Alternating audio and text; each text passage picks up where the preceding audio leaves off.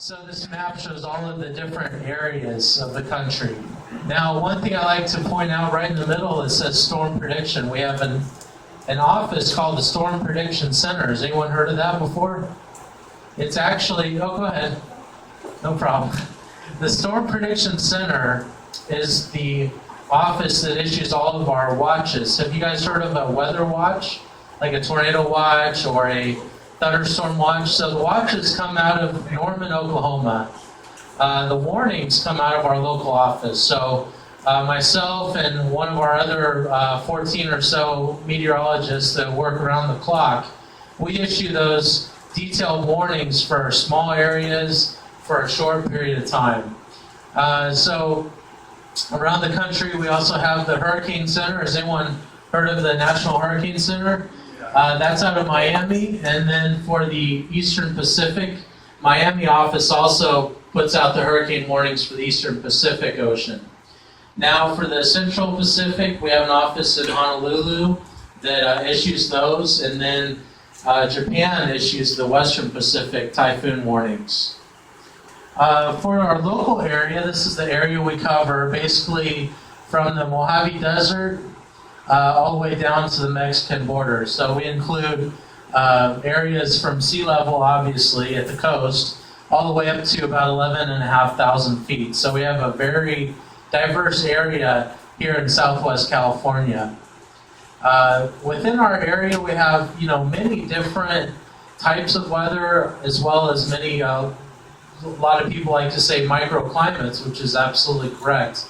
Climatology is basically the weather over a long period of time. So over a short period of time, we call it micrometeorology, actually. So as you drive within different zones, the weather is constantly changing, and that's primarily due to the elevation as well as the proximity to the ocean, where the moisture collects and causes precipitation. So as you move inland away from the ocean, the precipitation available becomes less.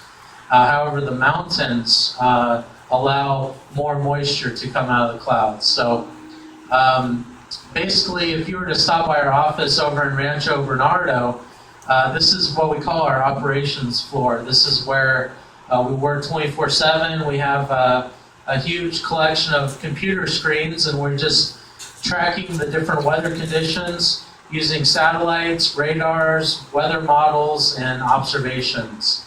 And so if you were to stop by, it would look something like this. We call this our situational awareness. And the reason we have all those screens is we don't just watch the weather, but we like to watch the local stories to hear if there's any events going on. If there is something like a chemical release or a large public emergency, we can provide weather support, and that's called decision support. The National Weather Service, part of our job is to work with other agencies to provide life-saving decision-making based on the weather. So if there's an event going on, the weather can always be a big part of that. So we'll take a very quick first quiz here, and just raise your hand if you know the answer.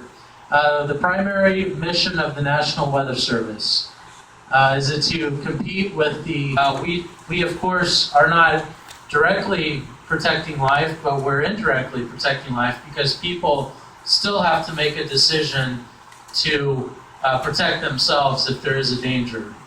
So our job is to provide very clear information so people can understand what's to be expected. So some of the different tools that I mentioned, here's a picture of different satellites. We have different types of satellite images that we look at based on the different satellites that are orbiting the Earth. The first one here is a water vapor, which basically is measuring the amount of moisture in the atmosphere.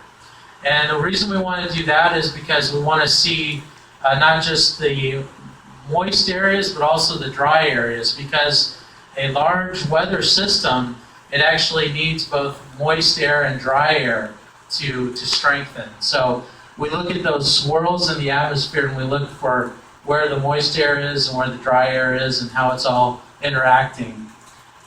Here's another view of the water vapor.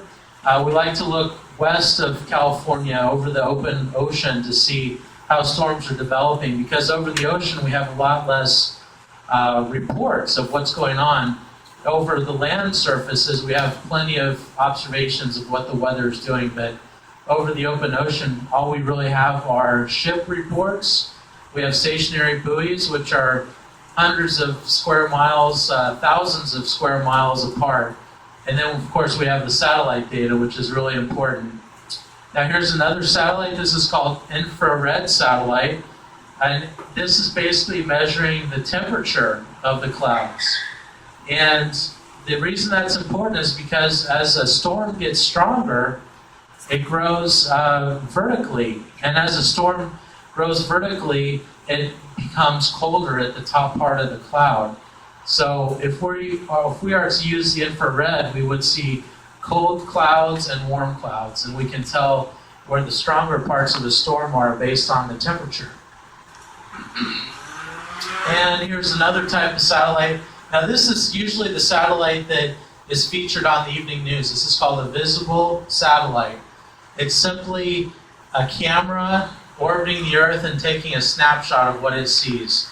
So if there are clouds, we see different types of clouds, and based on the smoothness or the starkness of the image, we can tell what type of clouds they are, and if they may mean stable, like stable weather conditions like light rain, or they could mean unstable like thunderstorms and heavy rain.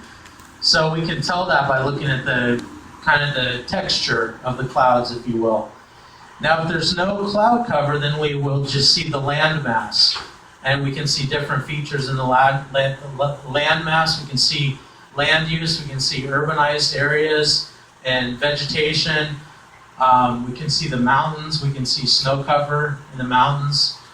Some years, of course, this year there hasn't been too much snow, as we all know. Now here's another system we use, and this is called the upper air weather balloons. Has anyone heard of a weather balloon before? Awesome. Twice a day, at a minimum, we release weather balloons. And this is actually the station over in Miramar. Our local upper air station is in Miramar, yes? What happens to the payload? That's a good question. Basically, there's actually a video online you can see of the balloon exploding at about 100,000 feet above the ground is when it finally pops. And as we all remember from basically from physics, as you go up in the atmosphere, the pressure expands, so the balloon actually expands and becomes quite large. And so it's pretty fascinating to see that balloon exploding at the top of the atmosphere. And so what happens is we attach a parachute. You can't really see it in this picture. Oh, here, now you can see it. On the right there, we attach what we call the radiosonde, which is the instrument measuring the weather conditions. And we attach a parachute, and that's the orange plastic parachute there in the picture. So once the balloon pops, the parachute kicks in, and hopefully the radiosonde lightly falls back to Earth.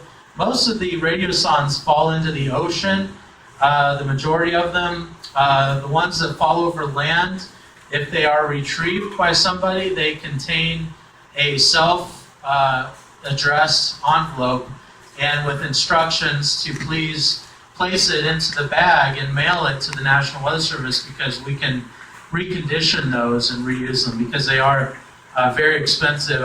I believe they cost between $100 to $200 per device. Unfortunately, the ones that fall into the ocean add to that swirling mass of trash that we've seen on the internet. So hopefully it's worth it to get the weather information to be polluting the oceans with these devices. So again, here's the Miramar. All over the world, at the exact same time, we release the balloons. Does anyone know why we want to do that at the same time? Why not do it at 7 a.m. in different parts of the world? Why should we release the balloons at the same time all over the world? That's right. Exactly.